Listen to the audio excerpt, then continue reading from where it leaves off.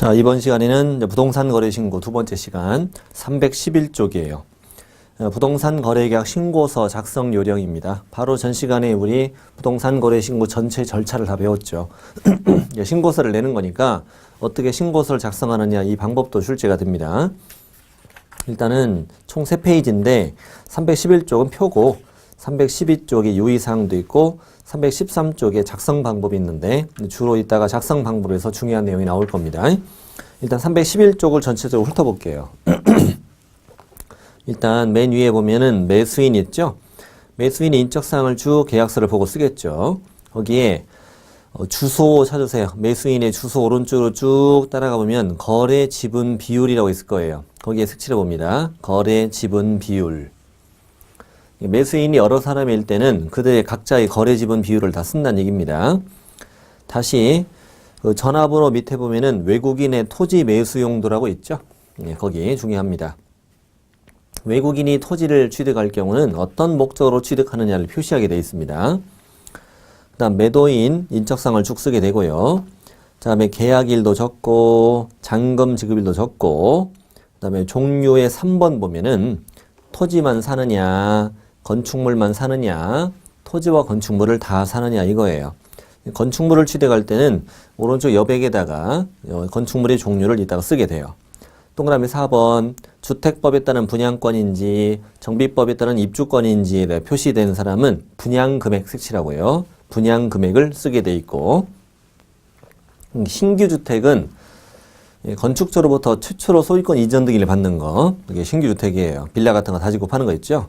기존 주택은 최초 소유권 이전 등기 이후에 거래하는 주택이 기존 주택이고 임대 아파트 나중에 분양받을 때가 임대주택 분양 전환이고요. 동그라미 5번 소재지, 지목, 면적 등을 이따가 자세히 나옵니다. 6번은 계약 대상 면적, 7번에 거래 금액이 있는데 그 7번에 보면 거래 금액이 있고 바로 아래 보면은 실제 거래 가격 전체라고 써 있죠. 이게 어떤 차이냐면 그냥 듣기만 하시면 돼요. 부동산이 2개를 샀다. 이럴 수도 있죠. 부동산을 2개 사서 이걸 한꺼번에 신고서에 작성할 때도 있거든요. 이럴 때는 7번에다가는 각각의 금액을 쓰는 거예요. 7번엔 각각의 금액을 쓰는 거고 실제 거래 가격 전체는 합쳐서 적는 거예요. 보통은 이제 예를 들어 매도인 거 부동산 2개를 내가 다 샀다면 일단 각각의 금액이 있는 거고 그리고 매도인에게 계약금, 중도금, 잔금을 지급할 땐 합쳐서 계약금, 중도금, 잔금을 나눠 지급할 거 아니잖아요. 그러니까 7번에는 각각의 금액을 적는 거고 실제 거래 가격엔 전체를 금액을 쓰는 거예요. 그다음 8번에 보면은 종전 토지라고 써 있는 거 이게 중요한데요. 칠판에 여기 종전 토지라고 써 있잖아요. 이거 관련된 거예요. 그러니까 자, 입주권을 매매한다 이거예요. 입주권을 매매하는 경우는 신고필증이 2장이 나오게 돼야 돼요. 왜냐하면 현재 갑은 을한테 입주권을 매매하고 입주권을 명의 변경을 갑에서 을로 할 텐데 근데 결국 을은 이 토지의 소유자로 바뀌게 되잖아요. 이게 아파트 재건축이니까 종전 토지의 소유자가 현재 갑이기 때문에 이 토지 등기부상의 소유자가 갑에서 을로 바꿔줘야 되거든요. 그러려면 토지에 대해서 소유권 이전 등기를 먼저 해야 될 거 아니에요. 토지에 대한 소유권 이전 등기를 먼저 해야 되니까 입주권에 신고를 해서 신고필증, 입주권의 신고필증으로는 이 토지의 소유권 이전 등기가 당연히 안 될 테니까 토지용 신고필증을 또 하나 받아야 되잖아요. 그렇기 때문에 이 토지용에 대한 신고필증을 받기 위해 별도로 그 토지 부분을 신고하는 거예요, 이게. 신고하는 거. 물론 토지 가격이 입주권 가격에 다 포함되죠. 그러면 그 8번의 종전 토지는 당연히 입주권을 매매하는 사람만 쓰게 되는 건데 내용을 보면은 거기에 이제 거래 금액이란 4글자 중요하고요. 8번 안에 들어있는 거래 금액 그리고 거래 금액 오른쪽으로 쭉 따라가 보면 권리 가격이라고 있을 거예요. 권리 가격. 권리 가격인 뭐라고 쓰겠어요? 이거 3억이라고 쓰겠죠. 거기다가 권리 가격은 이 평가 금액을 쓰는 거고 그러면은 입주권의 매매가는 얼마예요? 입주권의 매매가는 4억 5천이잖아요. 입주권의 매매 가격. 그러니까 그 동그라미 7번에 쓰는 위로 좀 올라가서 복잡하니까 위로 올라가서 동그라미 7번에 입주권의 거래 금액이면 4억 5천을 쓸 것이고요. 그리고 분양 금액은 얼마로 써요? 4억이죠. 분양 금액은 저 위에 4번에 있죠. 동그라미 4번. 동그라미 4번 속에 들어있는 분양 금액, 입주권에 표시된 사람은, 입주권에 표시한 사람은 분양 금액을 4억으로 쓸 거고, 그 다음에 7번은 입주권의 거래 금액이니까 4억 5천이라고 쓸 것이고, 그 다음에 8번의 권리 가격은 3억일 것이고, 3억일 것인데, 그 8번 안에 들어있는 거래 금액은 그 종전 토지의 거래 금액을 말하잖아요. 이 토지의 매매가를 쓴다는 얘기인데, 이게 이 안에 권리 가격은 들어가죠. 토지의 매매가에. 부담금은 안 들어가요. 부담금은 새로 지을 그 건축물에 투입될 금액이니까. 그러면 이제 과연 프리미엄이 여기에 토지 매매 가격에 들어가느냐 이건데, 이게 들어갑니다, 결론은. 왜냐하면 현재 이 종전 토지 위에는 아직 건축물이 지어지지 않았죠. 지어지지 않았고, 그리고 이 토지에 앞으로 새로운 건축물이 들어올 예정이잖아요. 그 들어올 예정 때문에 이 토지의 가격이 상승된 걸로 보거든요. 그런데 프리미엄이라는 것은 플러스일 수도 있고, 아니면 제로일 수도 있고, 아니면 마이너스일 수도 있잖아요. 밑지고 파는 경우도 있다고 하잖아요. 그럼 프리미엄은 있을 수도 있고 없을 수도 있기 때문에 권리 가격에 프리미엄을 합쳤어라 이렇게 표현하지 않고 입주권의 실제 거래 가격에서 부담금을 빼고 쓰세요 이렇게 돼 있어요. 그 종전 토지의 거래 금액은, 토지의 매매가는 입주권의 매매가에서 부담금만 빼고 써라. 그렇게 되면 프리미엄이 있는지 없는지를 확인할 수 있는 거니까 이런 식으로 표현되어 있습니다. 방금 했던 부분이 좀 잘 이해가 안 될 수도 있는데 다시 한번 들어보셔야 되고요. 그 314쪽을 잠시 보시겠어요? 314페이지를 잠시 보면은 314쪽에 신고필증이 있지 않습니까? 그 신고필증의 맨 아래로 내려오시면은 유의사항이라고 있을 거예요. 유의사항을 보세요. 유의사항을 보면은 입주권 거래 신고의 경우에는 입주권 거래 가격이 표시된 신고필증과 종전 토지 거래 가격이 표시된 신고필증 등 2장이 발급이 된다. 소유권 이전하는 부동산 종류에 맞는 신고필증을 등기 신청할 때 내라 이런 얘기예요. 그럼 이제 313쪽으로 갈게요. 313쪽에 작성 방법이 있죠? 작성 방법을 들어갑니다. 제가 있는 부분은 다 밑줄 치세요. 자, 동그라미 1, 2번. 거래 당사자가 다수인 경우 매수인 또는 매도인의 주소란에다가는 그 다음 줄 각자의 거래 지분 비율을 표시한다. 이렇게. 좋아요. 어려운 말 아니고 끊으시고. 외국인이 토지를 매수하는 경우에는 매수 용도란 맨 끝에 표시를 합니다. 매수 용도란에 표시합니다. 그냥 이렇게 밑줄 치면 됩니다. 자, 동그라미 3번. 두 번째 줄 갑니다. 해당 부동산이 건축물 또는 토지 및 건축물인 경우에는 괄호에다가 건축물의 종류를 그 다음 줄 건축법 시행령 별표 1에 따른 용도별 건축물의 종류를 적는다. 동그라미 4번. 첫 줄 끝에 부동산을 취득할 수 있는 권리 매매의 경우에는 분양권이나 입주권에 표시를 하고 분양금액란에는 분양권의 경우 분양금액을 쓰고 입주권의 경우 권리가격과 추가부담금의 합계금액인 조합원의 분양금액을 적는다. 그 분양권하고 입주권하고 바꿔 쓰면 틀립니다. 그 다음에 동그라미 5번까지 갑니다. 동그라미 5번. 소재지 이름은 집원까지 쓰되 집합건축물이라면 동호수까지 써라. 그 다음에 토지 대장부터 체크하세요. 토지 대장상의 지목 면적을 쓰고 그 다음에 건축물 대장상 건축물 면적을 쓴다. 다 끊으시고요. 그리고 집합 건축물이라면 호수별 전용 면적을 쓰고 나머지 건축물의 경우는 연면적을 쓰라. 그 집합 건축물이 시험에 잘 많이 나왔어요. 작년에는 뭐 집합 건축물의 경우는 연면적 X로 나왔고 재작년에는 집합 건축물의 경우 전용 면적과 공용 면적의 합계 이렇게 X로 나오기도 했었어요. 자, 집합건축물의 면적이 중요하고요. 계속 이어서 등기상 증명서상의 대지권 비율이다. 그럼 대지권 비율은 뭘 보고 쓴다고요? 등기상 증명서를 보고 적는다고요. 자, 이 정도 다 아셔야 되고요. 6번은 지나가도 돼요. 7번 거래 금액란에는 둘 이상의 부동산을 함께 거래하는 경우 각각의 부동산별 거래 금액을 적는다. 8번 종전토지라는 입주권 매매의 경우에만 종전토지에 대해 작성하고 그리고 거래금액에 대해 쓰세요. 종전토지라고. 종전토지의 거래금액 이렇게. 종전토지 거래금액에는 입주권의 실제 거래 가격에서 부담금을 제외한 금액을 적는다. 이렇게 하시면 됩니다. 왼쪽 페이지 보세요. 유의사항은 5번만 하시면 돼요. 유의사항 5번 신고를 하여야 하는 부동산별 거래금액과 실제 거래 가격 전체란에는 부가가치세를 제외한 금액을 적는다. 포함 이러면 안 되고 작년에 맞게 냈어요. 부가가치세를 제외한 금액을 적는다.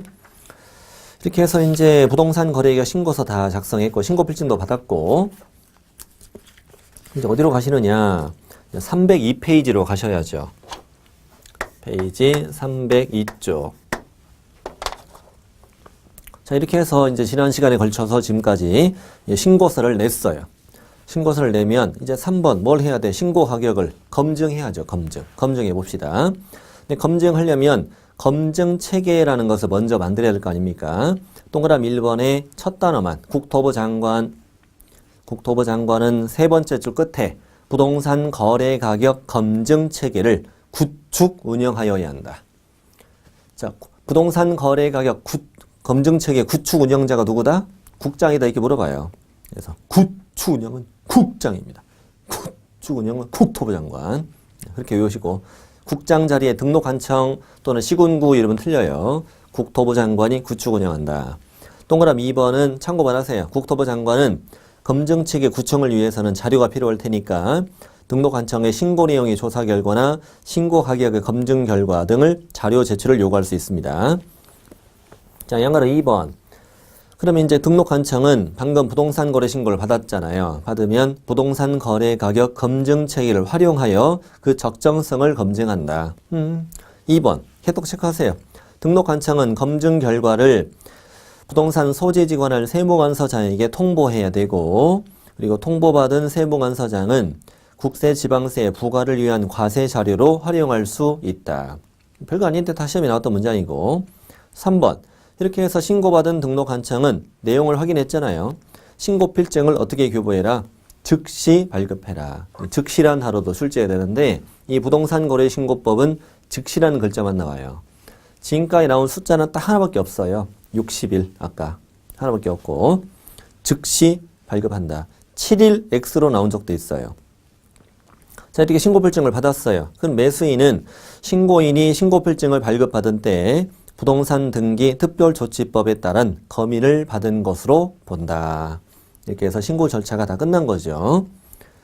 근데 양가로 3번은 뭐냐면 이 등록관청이 검증하는 과정에서 의심스러울 때입니다. 의심스러울 때는 추가 조치입니다. 신고 내용의 별도 조사죠. 그래서 1번은 두 번째 줄부터 갈게요. 두 번째 줄 중간부터 신고한 내용의 사실 여부를 확인하기 위해서는 공무원으로 하여금 거래 당사자나 개업공인중개사에게 뭐 갖가봐? 거래계약서 갖가봐. 또 거래대금 지급을 증명할 수 있는 자료 등을 가지고 와봐 라고 요구하는 등 필요한 조치를 취할 수도 있다. 항상 하는 건 아니고 처음에는 우리 신고서만 냈잖아요. 신고서만. 계약서 원본 가져와봐. 또 입출금 거래대금 지급증명자료 가져가봐 라는 요구할 수 있어요. 이따가 과태료 배우는데 이 거래대금 지급증명 자료 제출 요구할 수 있는데 여기에 불응하면 무려 3천만 원의 과태료를 받아요. 그리고 2번은 거래대금 지급을 증명할 수 있는 자료가 적혀 있는데 박스는 참고만 하시면 됩니다. 뭐 입금표나 통장 사본 가지고 와라. 그리고 매수인이 대금 지급을 위해서 어떻게 준비를 했느냐 이걸 밝히라는 얘기고요. 매수 대금을. 또 3번은 매도인이 매수인으로부터 받은 대금을 예금에 다 안 했다면 어디다 썼느냐. 그 밖에 현금 외에 주고받은 것이 있으면 증명할 수 있는 자료를 가지고 오라는 얘기예요. 예.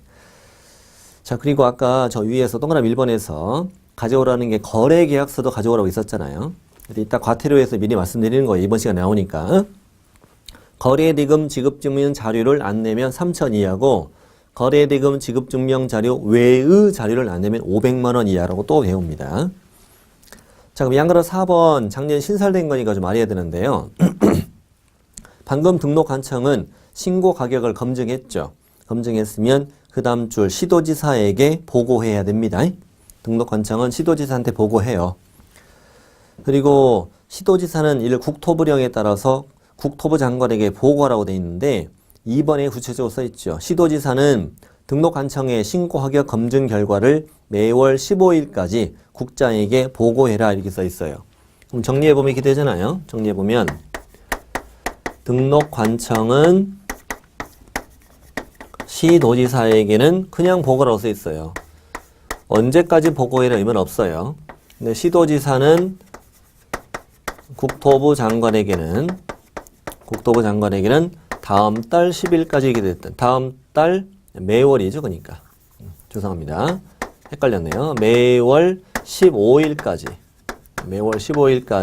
국장에게 보고를 하게 돼 있단 말이에요. 매월 15일까지. 이게 좀 법조문이 잘못 만들어졌죠. 등록관청이 시도지사한테 보고할 때는 언제까지 보고해야 될 말이 없어요. 없어요. 저기에 15일이 되면 틀리는 건데.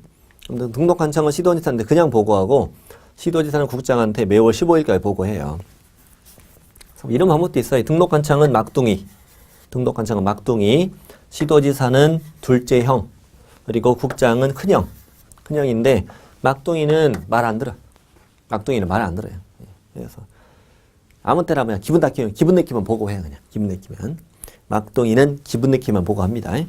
근데 큰형은 무서워요. 큰형은 둘째한테 야, 한 달에 한 번만 해라. 한 달에 한 번만. 그래서 매월 15일까지. 큰형은 매월 15일까지 받고 막둥이는 기분 내키면 보고하고. 그럼 이제 검증 결과 다 끝났죠. 이제 다 끝났고 보고까지 다 했어요. 이제 다 있고 지금 것은 또 별도의 내용이에요. 방금 우리는 부동산 거래 신고해서 신고 필증을 받았죠. 신고 필증을 받은 후에 하는 일들이에요. 신고 필증 받은 후에 하는 일들. 이제 4번 제목 보세요. 부동산 거래 계약 해제 등 신고다. 제목 그대로예요.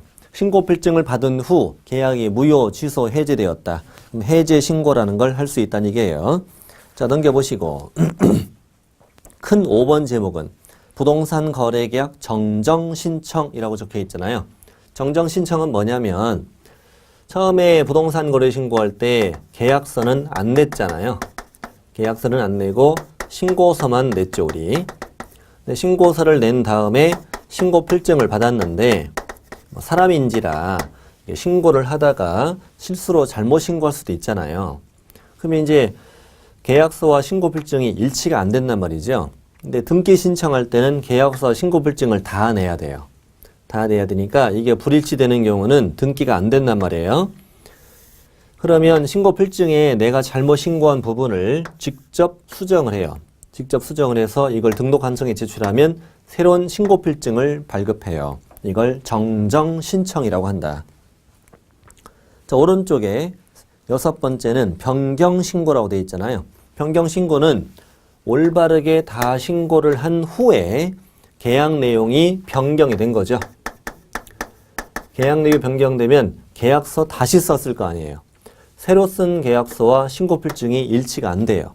이럴 경우는 신고 필증을 수정해 내는 게 아니고 변경 신고서를 내라. 변경 신고서 내면 새로운 신고 필증을 받아서 등기하도록 한다 이거예요. 그러면 이름을 보면은 다시 앞으로 오시고 해제 신고 다시 오시고요. 해제 신고 옆에다가 여백에다가 필기를 하시면 되는데 자, 해제 등 신고, 그 다음에 정정 신청, 그 다음에 변경 신고, 이 세 가지에 대해서 첫 번째 공통점을 좀 볼게요. 공통점.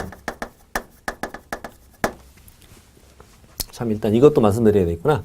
그 세 가지는 두 가지는 신고죠. 신고인데 얘는 신청이잖아요. 잘 이유는 안 묻는데 이런 차이 때문에 그래요.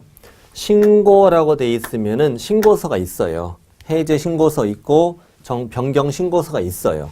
근데 정정 신청은 별도 신고서는 없고 신고 필증을 직접 수정해서 낸다고 그랬잖아요. 그래서 이름을 그래서 신청이라고 지었어요. 신청.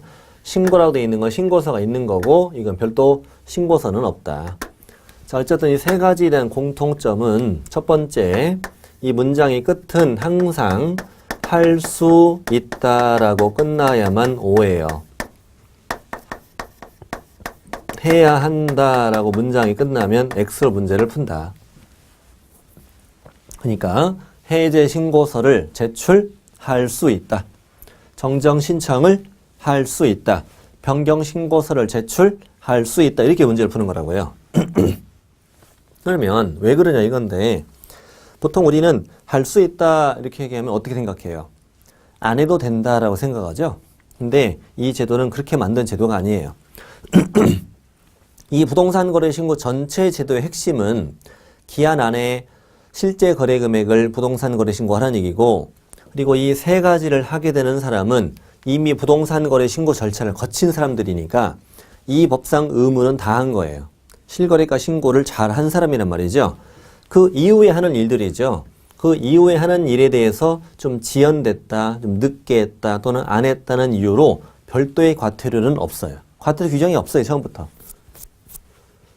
이 세 가지를 하지 않은 거는 중대한 의무 위반으로 보지 않는 거예요. 그러니까. 부동산 거래 신고, 실제 거래 금액을 기한 안에 신고하는 것이 중대한 의무인 것이지. 그러니까 이 세 가지를 하지 않았을 때 과태료가 없어요. 그래서 법조문을 해야 된다고 하면 의무가 되고 위반하면 과태료를 주기 때문에 그냥 이름을 할 수도 있다고 한 거예요. 이게 안 해도 된다는 말이 사실은 아니에요. 사실은 안 할 수는 없어요. 해제 신고 안 하면 등록한창 우리가 계약 깨진 거 몰라요. 그럼 왜 취득세를 안 내나 생각하면서 가산세 내라고 나중에 붙여서 다시 보내겠죠. 한참 지나도 취득세 안 내니까. 그럼 그때서야 아니 나는 계약이 깨졌는데 왜 이걸 보냈을까? 구청 가서 대판 싸워봐야 그쪽에서는 해제 신고서 갖고 오세요 라고 하지 별도의 이사는 과태료를 부과하지 않는다고. 세금도 안 내고. 네. 결국은 하긴 한다는 거예요. 정정 신청 변경 신고를 안 하잖아요. 등기 못해요. 등기 못해요. 하지만 이걸 늦게 했다는 이유로 과태료를 부과하지는 않는다고요. 결국 등기를 하려면 결국 하긴 해야 되는 거죠. 그래서 할 수 있다고 표현합니다. 문제를 이렇게 풀어야 돼. 이렇게 하면 틀려요. 자, 두 번째 공통점은 세 가지 모두 다 전자문서로 가능하다. 세 가지가 다 가능해요. 신고라고 돼 있는 건 전자문서로 되는 거 별 문제 없죠. 근데 아니, 정정 신청은 이 신고 필증을 수정해 내라고 그랬는데 왜 전자문서가 되느냐 이거지. 못할 거 없고요. 자, 부동산 거래 신고를 전자문서로 하면은 신고 필증이 파일로 날라와요. 홈페이지에서 그 신고 필증을 딱 클릭하면 화면이 뜹니다. 이게 신고 필증이. 여기 정정 신청의 메뉴가 있다고요. 메뉴가 있습니다. 그래서 가능합니다. 근데 신고 필증의 모든 항목을 다 수정할 수 있는 건 아니고 정정 신청이 되는 항목들이 딱 정해져 있죠. 정해져 있고. 예를 들어서 뭐 매수인의 이름을 바꿀 수 있느냐. 그건 안 되지. 어떻게 이름을 바꿔? 이름 바꾸면은 우리 엄마로 명의신탁하게요? 안 되는 거죠. 주민번호 이거 다 안 돼요. 그리고 거래 금액도 안 돼요. 거래 금액을 정정할 수 있다면 이건 거짓 신고 들어갈 우려가 있잖아요. 나중에. 이런 것들 안 되는 거 이따 배웁니다. 전자문서가 가능하다. 알았고. 그 다음에 적을 데가 없으시면 맨 아래다 쓰시면 됩니다. 두 번째는 서명 또는 날인에 대해서 세 가지의 차이점을 보시는 건데 먼저 첫 번째는 해제 등 신고서에는 조금 길어요. 중개거래인 경우에도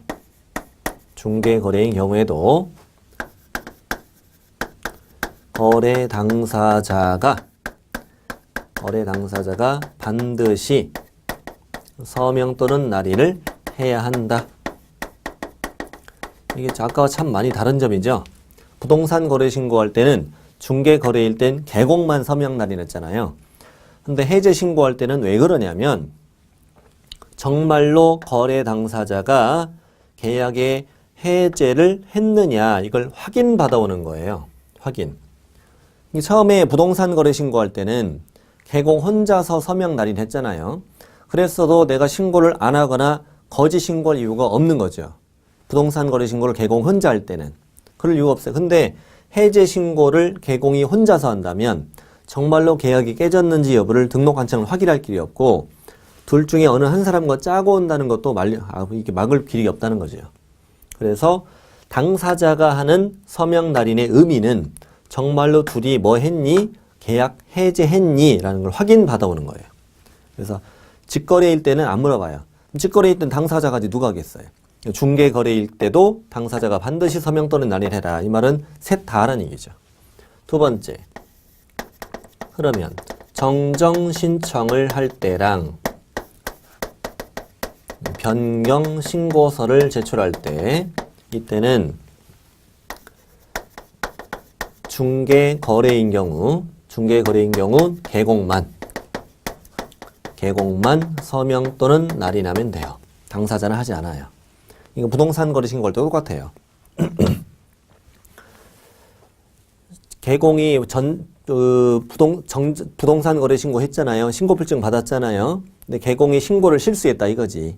이때 신고필증 잘못 나온 거 이 부분을 수정해서 나 혼자 사인해서 내고 신고필증 받아왔다. 문제 없어요. 어차피 계약서 똑같이 만드는 거니까. 나 혼자 갔다 와도 문제 없다는 거죠. 변경신고도 나 혼자 갔다 와도 상관없어요. 어차피 계약 내용이 변경되면 셋이 모여서 계약서 다시 썼을 거고 그 새로 쓴 계약서 똑같이 일치시키는 과정일 뿐이죠. 변경신고는 나 혼자 갔다 와도 문제 없다는 거지. 결국은 부동산 거래신고, 해제신고, 정정신청, 변경신고 중에 해제신고만 이 서명 날인 방법이 다르다. 셋 다 한다.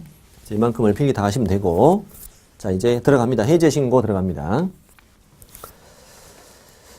해제신고 동그라미 1번 들어갑니다. 그냥 제가 있는 데만 비춰주세요. 부동산 거래 신고를 한 후 그 계약이 무효 취소 해제된 경우에는 그 다음 줄 해제 등 신고서 전자문서 포함 해제 등 신고서 전자문서 포함을 그 다음 줄 등록관청에 제출할 수 있다. 다시 읽습니다. 자, 부동산 거래 신고를 한 후 계약이 무효 취소 해제된 경우에는 해제 등 신고서 전자문서를 등록관청에 제출할 수 있다. 자, 아까 제출할 수 있다. 해제 신고서를 제출해야 한다. X. 해제 신고서 전자문서로 가능하다. 좋아요. 동그라미 2번. 개공이 해제 신고하는 경우에도 거래 당사자의 서명 또는 날인이 반드시 포함되어야 한다. 좋아요. 또한 여기부터 중요한데 또 개공이 뭘로써 전자문서로 거래계약 해제 등을 신고하는 경우에는 그럴 경우에는 서면에 의한 해제 등 신고서에 거래 당사자의 서명 또는 날인을 받아두어야 한다. 이 말은 무슨 말이냐면 그 방문해서 해제 신고서 낼 때는 두 사람 사인을 받아가지고 개공도 사인해서 내면 되잖아요. 내면 되는데 전자문서로 할 때는 세 사람의 공인인증서가 다 필요하다는 번거로움이 있고 또 그래서 그 당사자 서명 날인은 필요 없게 전자문서로는 개공만 서명 날인하게 만들었어 그냥. 당사자는 아예 막아놓고요. 전자문서로 할 때는 이 전자문서로 해제 신고할 때는 개공만 서명 날인을 낸단 말이에요. 두 사람 것이 없잖아요 지금. 없으니까 어차피 셋이 사무실에 모였을 거 아니냐 이거예요. 셋이 사무실에 모였을 때 해제 신고서를 종이로 된 거 작성해가지고 두 사람의 사인을 받아서 개공이 보관하자 이렇게 만든 거예요. 결국은 갈 때는 두 사람 걸 받아가고 전자문서로 할 때는 받아서 보관해라 이 말이에요. 개공만 서명 날인을 내고 밑에 동그란 3번에다 자세히 써드렸습니다. 한번 읽어보시면 됩니다. 자, 확인서 교부. 등록관청은 내용을 확인한 후 부동산 거래계약 해제 등 확인서라는 걸 역시 즉시 발급한다. 즉시 발급. 자, 이제 정정신청으로 갑니다. 자, 첫 줄에 거기만 체크하면 되는데 아직은 밑줄 치지 마시고 자, 첫 줄 끝에 보면은 첫 줄 중간부터 부동산 거래 신고한 내용 중에서 박스에 들어있는 내용이 신고 필증에 잘못 기재된 경우 두 번째 줄 거기 밑줄 치세요. 신고 필증에 잘못 기재된 경우에는 등록관청에 신고 내용의 정정을 신청할 수 있다. 신고 필증에 박스 내용이 잘못 기재되어 있다면 등록관청에 정정을 신청할 수 있다. 할 수 있다. 전자문서로도 할 수 있다. 좋아요? 그럼 이제 박스 당연히 외워야 됩니다. 정정 신청을 할 수 있는 항목 이걸 외우는 방법을 말씀드릴게요. 지면 인종 사무소 목대 이렇게 외웁니다. 지면 인종사무소 목대. 자, 인종이는 사람 이름입니다. 인종아, 너 경기에서 지면 내 사무소로 와. 그래서 목대. 내가 부항 떠줄게. 다시 읽어요. 시작. 지면 인종사무소 목대. 다시요. 지면 인종사무소 목대. 자, 지가 거래지분. 거래지분. 그 다음에 면적. 인적상. 인적상. 건축물의 종류. 그 다음 개공의 사무소 소재지. 그 다음에 지목. 그리고 대지권 비율. 대지권 비율. 다 적으셨으면 박스 안으로 들어갑니다. 박스 안에 들어가서 다시 찾겠습니다. 일단 기억번. 매수인과 매도인의 인적사항은 정정 신청이 되는데 괄호 안에가 중요합니다. 성명, 주민등록번호, 법인명, 법인등록번호는 제외한다. 그 중요합니다. 네 가지는 안 된다고요. 인적사항 중에 네 가지는 안 된다. 뭐 될 수 있는 건 뭐 주소, 전화번호 이런 거 가능한 거죠. 국적도 쓰게 돼 있거든요. 뭐 국적을 중국이라고 잘못 쓸 수도 있죠. 뭐 어디 놀러 갔다 왔냐고 물어보는 줄 알고. 네 가지는 안 된다 주의하시고. 다음 네 기억의 둘째 줄 지분. 지분. 거래 지분에서 지분. 다음에 니은은 두 번째 줄에 지목에서 목. 지목에서 목. 면적의 면. 다음에 대지권 비율에서 대. 디귿번 건축물의 종류에서 종. 니을도 똑같아요. 계약 대상 부동산 등의 면적 면. 다음에 사무소 소재지. 자, 됐죠? 자, 이렇게 해서 정정 신청을 할 수 있는 항목 보신 거고요. 다음 밑에 방법. 방법에 그 글자 하나 오타 났네요. 정정청이 아니고 정정 신청은 어떻게 글자가 하나 빠졌다가 모르겠네요. 정정 신청은 신자 쓰시면 되겠네요. 마침 여백이 있으니까요. 아이고 죄송합니다. 자, 정정 신청하는 방법이에요. 정정 신청하는 방법은 발급받은 신고 필증에 해당 내용을 정정하여 거래 당사자 또는 개업 공인중개사가 서명 또는 날인하여야 한다. 신고 필증을 직접 수정하시라고 직접 수정하시는데 거기에 어디가 중요하냐면 거래 당사자 다음에 있는 또는 여기 거래 당사자 그 다음에 있는 또는 거래 당사자 또는 개공이 서명 또는 날인해라. 그러면 직거래일 땐 당연히 누가 하고 당사자가 하는 거고 묻지 않아요. 개공이 중개했을 땐 셋 다 하는 게 아니잖아요. 또는이니까. 그래서 직거래일 땐 당사자가 하고 중개거래일 땐 개공이 하란 말이다 라고 부연 설명서 드렸어요. 근데 법조문은 첫 줄하고 두 번째 줄만 법조문이에요. 신고 필증에 해당 내용을 정정해서 당사자 또는 개공이 서명 또는 날인하여야 한다. 저 밑에 주인 한번 읽어보시고요. 자, 오른쪽 합니다. 그럼 등록관청은 즉시 신고 필증을 재발급하여야 한다. 이 동네 다 즉시라고 그랬죠? 즉시.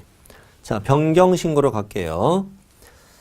일단 변경 신고서 제출 동그라미 1번에서 제가 읽는 데만 밑줄 치세요. 거래 당사자 또는 개업 공인중개사는 거래 당사자 또는 개업 공인중개사는 자, 세 번째 줄 등기 신청 전에 변경 신고서에 서명 또는 날인을 하여 등록관청에 제출할 수 있다. 등록관청에 제출할 수 있다. 자, 다시 밑줄 친 거 다시 읽어드릴게요. 거래 당사자 또는 개업 공인중개사는 등기 신청 전에 변경 신고서에 서명 또는 날인하여 등록관청에 제출할 수 있다. 자, 변경 신고서를 제출할 수 있다. 전자문서로도 가능합니다. 그거 안 써있지만 가능합니다. 그리고 등기 신청 전에 이게 무슨 말이냐면 등기 이후에는 변경 신고 안 됩니다. 당연히 등기를 위해서 하는 거니까 등기 후에는 안 돼요. 등기 신청 전에.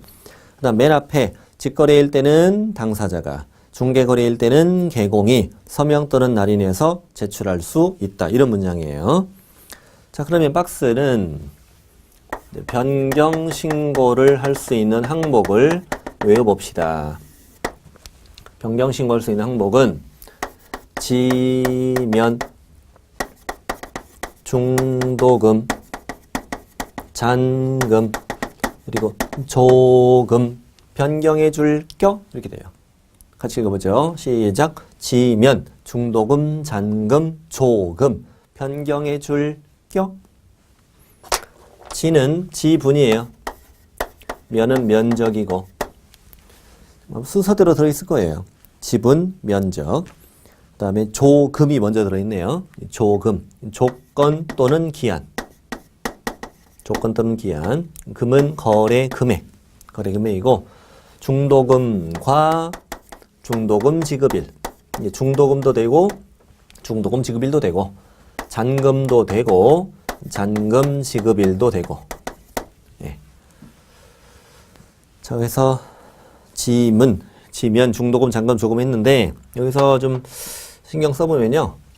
위아래에 헷갈리는 부분이 있어요, 지금. 내가 외운 게 정정인지 변경인지 헷갈릴 수 있잖아요. 이럴 때는, 자, 지분 면적은 공통이잖아요. 위아래가.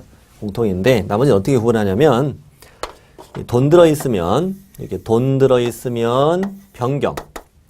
돈 안 들어있으면 정정이에요. 그러니까 우리 왼쪽에 정정에서 중요한 것이 이거예요. 거래 금액. 왼쪽 페이지에다 쓰셔야 되죠.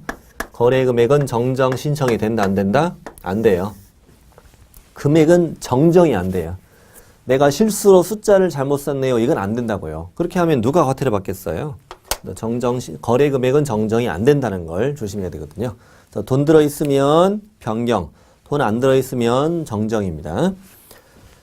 자, 그리고 이제 박스로 들어가셔서 박스 안에 그 시효번하고 이응번을 아직 안 했잖아요. 시효번은 뭐냐면 공동 매수의 경우에서 매수인이 변경되었다. 이게 무슨 말이냐면요. 처음에 부동산 거래 신고를 할 때, 매수인이 이렇게 2명이다라고 신고했다고요. 지분은 뭐 2분의 1씩 신고했다고 쳐요. 근데 그 변경 신고, 그 부동산 거래 신고한 이후에 매수인이 변경되었다는 거예요, 지금. 그럼 변경되는 경우는 첫 번째는 매수인이 감소될 때가 있죠. 이렇게. 한 사람 빠져나갈 때. 매수인 한 사람이 추가가 될 수도 있는 거고, 매수인 한 사람이 감소했고, 교체가 될 수도 있죠. A, C, 이런 식으로. 근데 괄호 안에 뭐라고 써 있어요? 괄호 안에. 추가되거나 교체가 될 때는 변경 신고가 안 된다라고 돼 있다고요.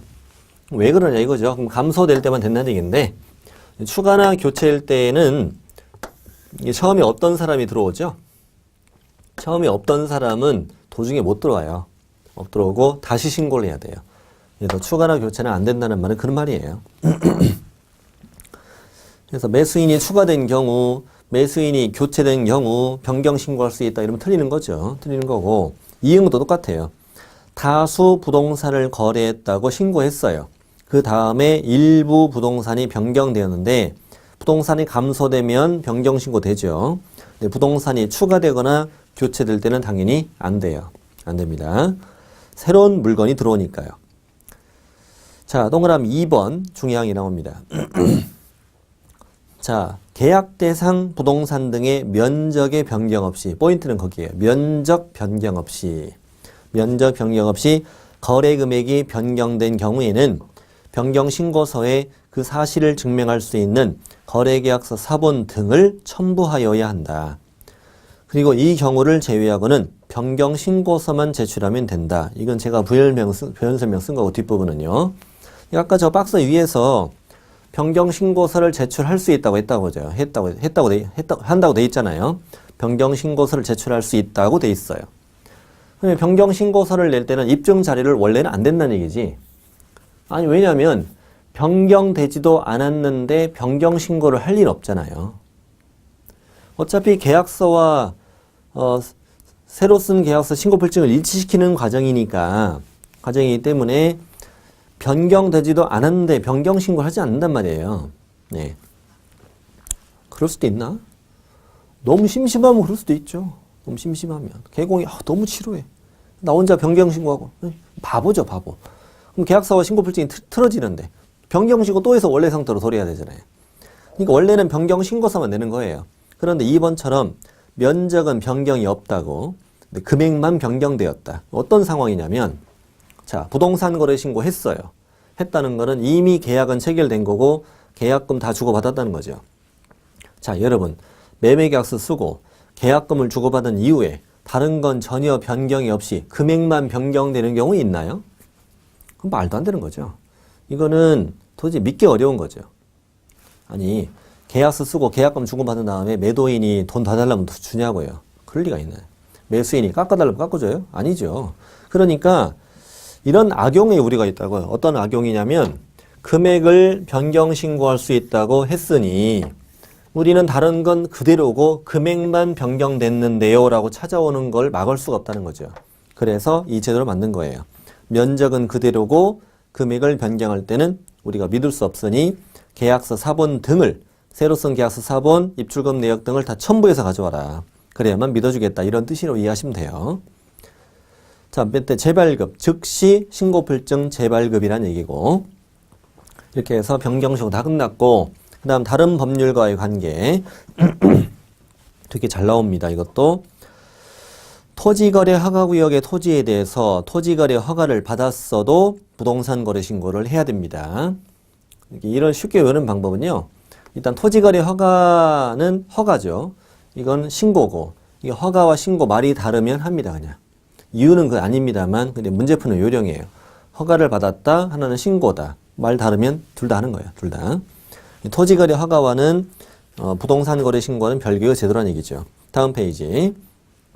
농지법에 따라서 농지 취득 자격증명을 받았다. 그래도 부동산 거래 신고를 해야 돼요. 하나는 증명, 하나는 신고. 그럼 하는 거예요. 다르면. 자, 외국인 토지법은 중개 실무에서 또 배우는데, 다 다음 시간에 배우는데, 외국인이 국내 토지에 대해서 매매 계약을 했어요. 그래서 외국인이 부동산 거래 신고를 한 거예요. 그럴 경우는 외국인 토지법에 따라서 신고할 필요는 없어요. 이렇게 신고가 두 번이죠. 신고일 때는 한 번 안 해요. 한 번 안 합니다. 그래서 부동산 거래 신고하면 외국인 토지법 신고는 안 한다는 얘기예요. 밑에 거미는 아까 배웠던 거고요. 자, 마지막 과태료입니다. 과태료는 3천만 원 이하는 딱 하나밖에 없어요.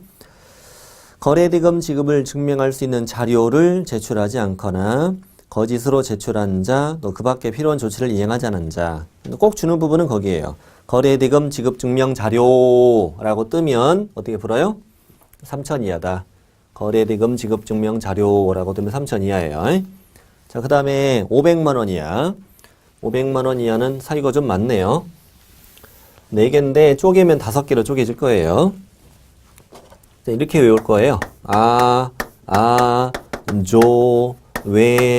요 이렇게 외울 건데 찾아볼게요. 1번 부동산 거래 신고하지 아니한 자. 부동산 거래 신고하지 아니한 자. 60일 지났다고요. 부동산 거래 신고하지 아니한 자. 괄호 안에 공동신고를 거부한 자는 뭐냐면 직거래인데 한 사람이 신고 거부했다. 상대방이 단독 신고하잖아요. 이때 신고 거부한 자. 걔도 아니한 자죠. 그 다음에 2번 부동산 거래 신고에 대하여 거짓 신고를 조장하거나 방조하는 행위. 조장한 자, 방조한 자 이 말이에요. 조장, 방조는 도와줬다는 얘기예요. 도와줬다는 얘기. 거짓 신고를 조장했다, 방조했다. 조장도 조, 방조도 조. 3번 거래대금 지급증명 자료 외의 자료. 외의 자료를 제출하지 않았다 또는 거짓으로 제출했다. 외에. 다음 4번이 두 문장이에요. 두 문장. 거래 당사자가 개공으로 하여금 부동산 거래 신고를 하지 아니하게 하거나 끌으시고 개공에게 신고를 하지 아니하게 했다. 또 하나 개공에게 거짓 신고하도록 요구했다. 이거랑 이거 같은 동네죠.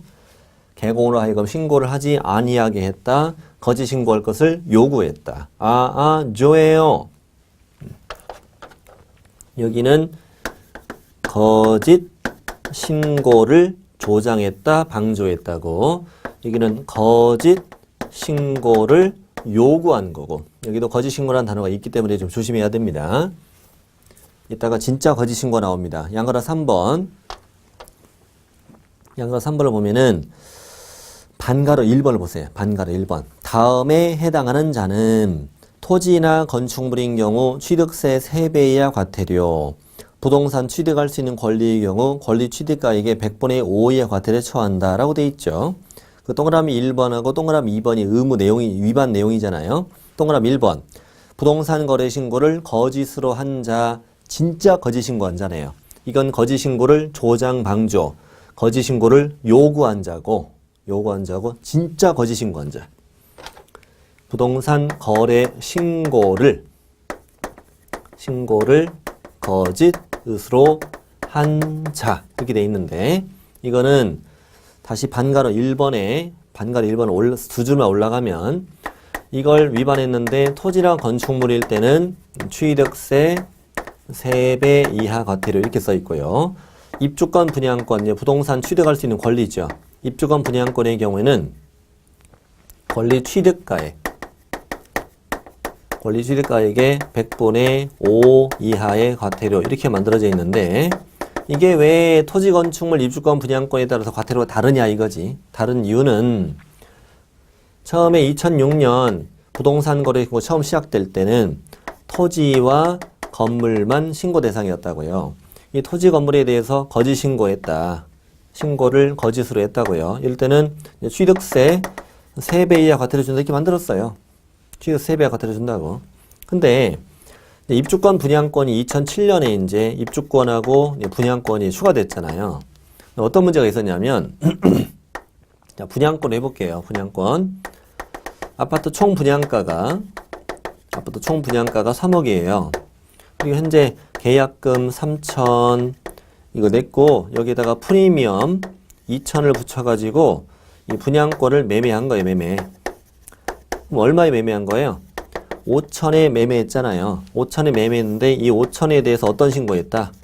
거짓 신고를 했다고요. 5천에 거짓 신고를 뭐 예를 들어 3천, 2천 이렇게 3천이니까 3천 밑으로는 안 되겠구나. 3천이나 3,100, 2천, 3천, 4천 이런 식으로 거짓 신고했다는 다운가서 신고했다 이거예요. 이게 적발될 경우에는 그 총 분양가가 아까 3억이라고 그랬잖아요. 근데 아파트를 분양받을 경우는 총 분양가를 다 치르고 여기에 대해 취득세를 내게 돼 있다고요. 근데 5천에 대한 거짓 신고를 했는데 3억에 대한 취득세 3배 이하 과태료를 주는 건 과태료가 6배로 뻥튀기 되는 거잖아요.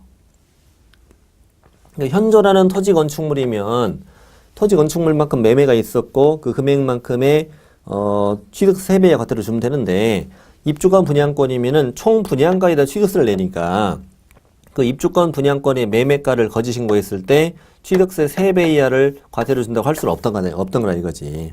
그래서 취득가액의 5% 이하 과태료가 새로 받는 거예요. 같은 위반이에요. 거짓 신고인데 거짓 신고일 때는 토지 건축물이냐 입주권 분양권에 따라 과태료가 다르다는 얘기예요. 과태료가 다르다.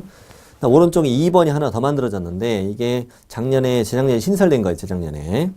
신고 의무자가 아닌 자가 거짓된 내용의 부동산 거래 신고를 했다. 이거 뭐냐면 개공이 중개했어요. 개공이 중개했는데 당사자가 거짓 신고를 원해요.